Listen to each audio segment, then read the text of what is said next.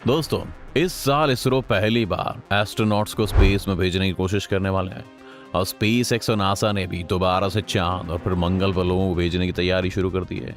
लेकिन शायद हमें इस बात का एहसास नहीं होता है कि ये मिशन कितने डेंजरस हो सकते हैं। सोचिए, अगर कोई स्पेस क्राफ्ट खराब हो जाए, एक एस्ट्रोनॉट स्पेस में खो जाए, तो वो शायद कभी दोबारा से जीवन ही ना देख पाए और हमेशा हमेशा के लिए स्पेस में खो जाए। आज हम एक ऐसे मिशन की बात करने वाले हैं जब नासा के 3 एस्ट्रोनॉट स्पेस में गायब हो गए थे और पूरी दुनिया के लोग ये देखने को इंतजार कर रहे थे कि क्या ये कभी धरती पर वापस लौट पाएंगे।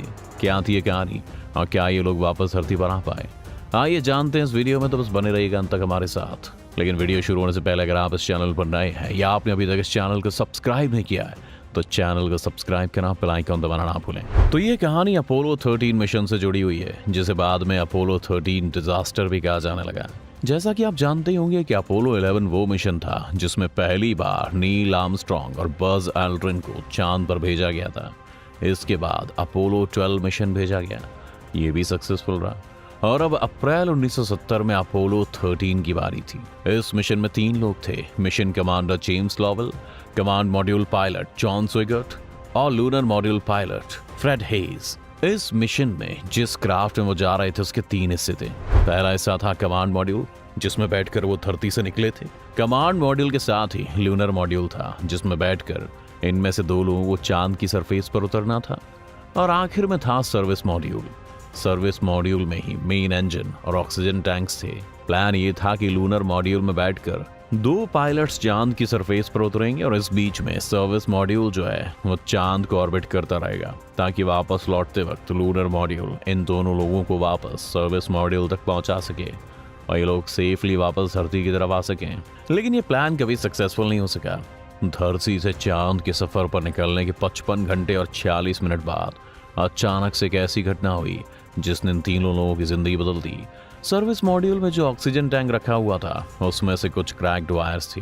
इन ऑक्सीजन टैंक्स के 2 मेन काम थे। पहला था क्रू को ऑक्सीजन पहुंचाना और दूसरा इंपॉर्टेंट काम ये था कि फ्यूल सेल तक ऑक्सीजन सप्लाई करते रहना, ताकि वो इलेक्ट्रिसिटी प्रोड्यूस करता रहे और स्पेसशिप में पावर ऑन रहे। धरती से 32 लाख किलोमीटर की दूरी पर जब ऑक्सीजन टैंक 1 और 2 स्टार्ट किया गया तो अचानक से वायर के शॉर्ट सर्किट के कारण एक जोर का धमाका हुआ और कमांड मॉड्यूल्स में अलार्म्स बजने लगे और इसके साथ साथ एक इलेक्ट्रिकल पावर वार्निंग भी एक्टिवेट हो गई।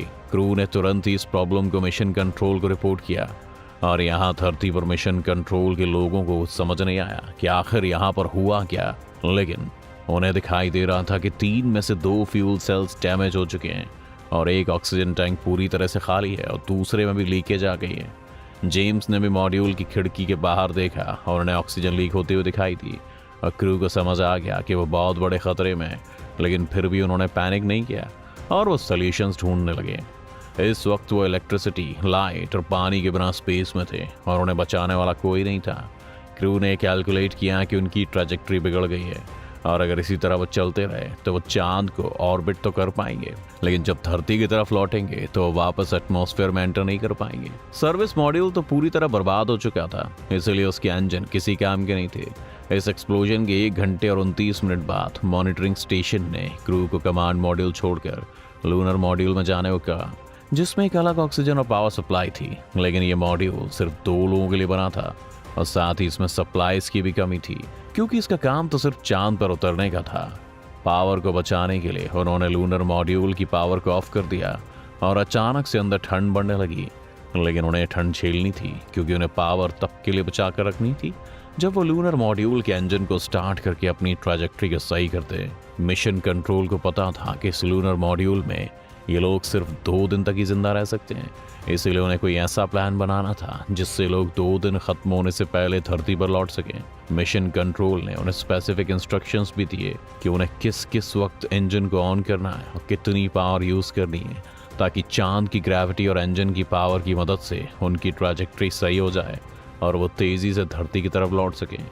उन्होंने गाइडेंस सिस्टम के अलावा सभी तरह के सिस्टम्स को ऑफ ही रखने का फैसला किया और धीरे धीरे ये प्लान काम करना शुरू हो गया।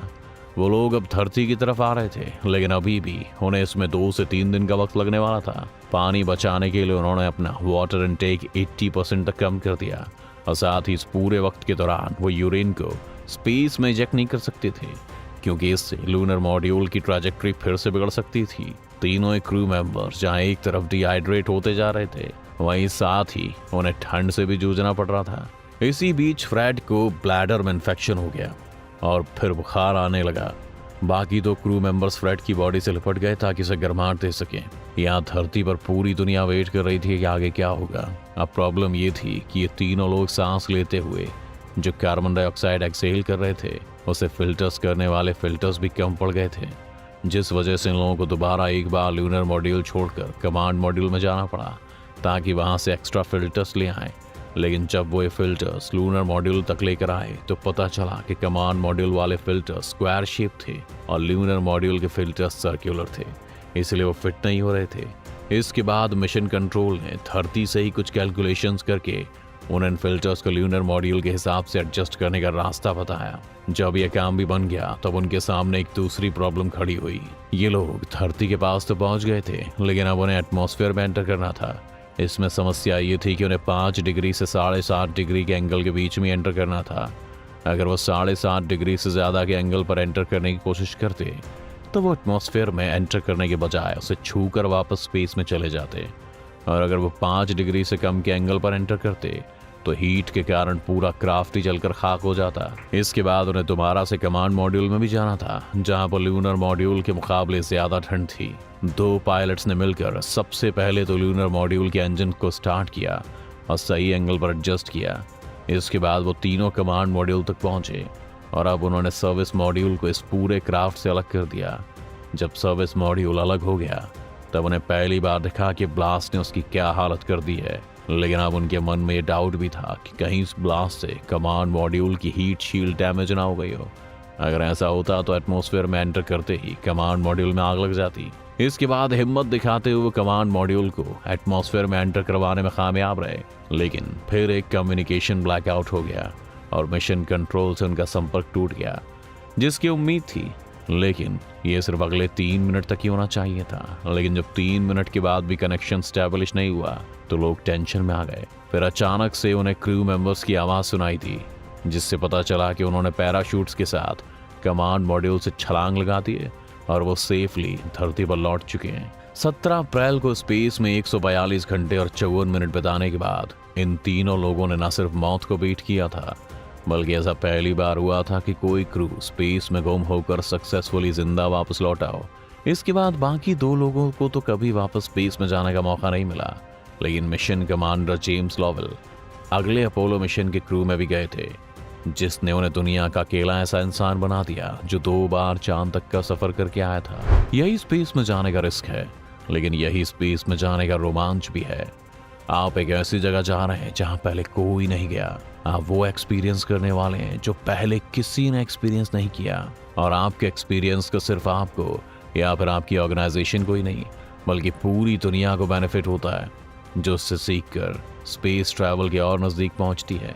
इस पूरी कहानी में कभी भी कुछ गलत हो सकता था, लेकिन इन पायलट्स की बहादुरी ने उन्हें जिंदा रखा और आखिर में कहानी एक हैप्पी एंडिंग के साथ खत्म हुई। क्या आप अगली वीडियो में ये जानना चाहेंगे कि जब इंसान मार्स पर जाएगा तो वो सफ़र कैसा होगा? हमें कमेंट्स में लिखकर ज़रूर बताएं। उम्मीद है आपको आज की इस वीडियो से काफ़ी कुछ नया सीखने को मिला होगा। अगर आपको वीडियो पसंद आए तो वीडियो को लाइक करें, और अगर आप इस चैनल पर नए हैं तो जाने से पहले चैनल को सब्सक्राइब करना भी ना भूलें।